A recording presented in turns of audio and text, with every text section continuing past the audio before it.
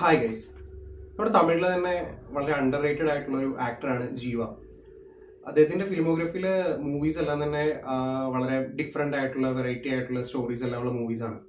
അപ്പോൾ പുള്ളിക്കാരന്റെ കംബാക്ക് എന്ന് പറയാൻ പറ്റുന്ന ഒരു മൂവി തലൈവർ തമ്പി തലൈവയിൽ, നമ്മുടെ ഫാലിനി മൂവിയുടെ ഡയറക്ടർ ആയിട്ടുള്ള നിഖിൽ സഹദേവ് സംവിധാനം ചെയ്ത മൂവി.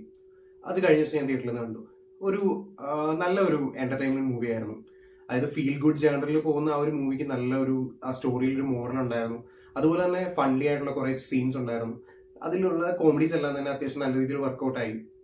ആക്ടേഴ്സ് ആണെങ്കിൽ പോലും നമ്മുടെ യൂട്യൂബിൽ നമ്മുടെ മാർത്താണ്ഡം ഭാഷ സംസാരിക്കുന്ന അവരുടെയൊക്കെ ആ റോള് അടിപൊളിയായിട്ട് തന്നെ ഉണ്ടായിരുന്നു.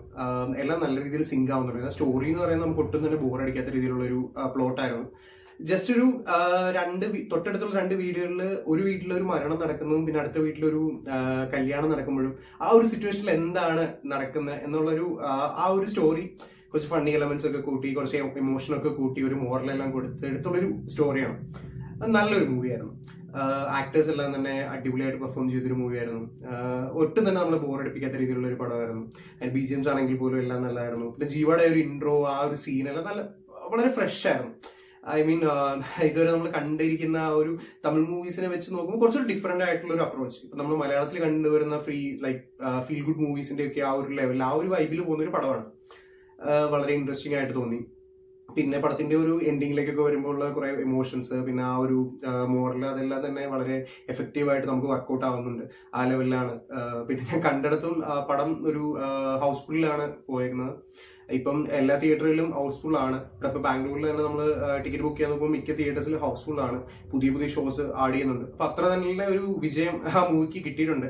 പൊങ്കൽ വിന്നർ തന്നെയാണ് ആ മൂവിനെ എല്ലാവരും പറയുന്നത്. അത്രയ്ക്ക് നല്ലൊരു മൂവിയാണ് ജീവയുടെ കംബാക്ക് മൂവി. അതുപോലെ തന്നെ ജീവയുടെ ലാസ്റ്റ് മൂവി ബ്ലാക്കും നല്ലൊരു പടമായിരുന്നു. ഒരു സയൻസ് ഫിക്ഷൻ ഒരു മോഡിൽ പോകുന്ന ഒരു പടം. ഒരു ഹോളിവുഡ് പടത്തിന്റെ റീമേക്ക് ആണെങ്കിൽ പോലും പടം അടിപൊളിയായിരുന്നു. അതിന്റെ ആക്ടിങ് എല്ലാം സൂപ്പറായിരുന്നു. ഇനിയും ജീവ ഇതുപോലെയുള്ള നല്ല പ്രോജക്ട്സ് കമ്മിറ്റ് ചെയ്യട്ടെ. I would like to see him on new other kind of genres also, and waiting for that. And thank you guys and support the channel.